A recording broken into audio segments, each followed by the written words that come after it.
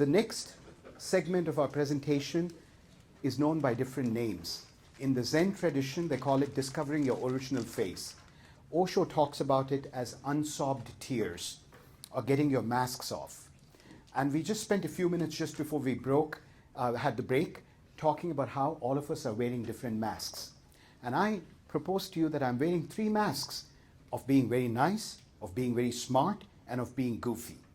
And I'm perhaps none of these 3 things. Then the question arises, who is the real Param if he's not just nice, smart, and goofy? So I'm going to take you through a methodology or an approach which I will describe. And I will describe 3 defining moments in my life which filled me with a tremendous explosion of shame and inadequacy. I don't think you give a rat's ass about all the crap that happened to me in my life, but I want you to use that as an invitation and as an opportunity to work through your life and some of the parallel experiences that you might have had in your own life. So the idea behind unsobbed tears is very simple. Osho talks about how there are many things that happen to us that fill us with a tremendous sense of sadness. And we grieve those experiences fully.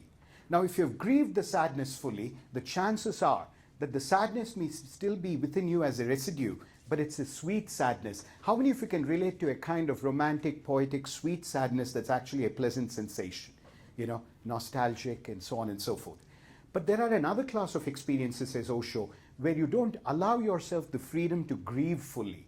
Something happens that fills you with a tremendous implosion of sadness. But rather than allowing yourself to grieve fully, you walk away from it because it's unpleasant to deal with sadness. These are the experiences that we call unsobbed tears. The tears that you never sobbed, that persist within you. And they exact a heavy toll on our functioning. What we are going to be doing in this session is exposing you to a particular methodology that I think came originally from the Zen tradition of having you peel away layers of masks that you might have built up to engage you with the question, who am I below these masks? Now, this segment of the presentation is going to go in some weird ways, in the sense that it'll make unexpected twists and turns, and where we end up with at the end may have no relationship to where you thought we were going.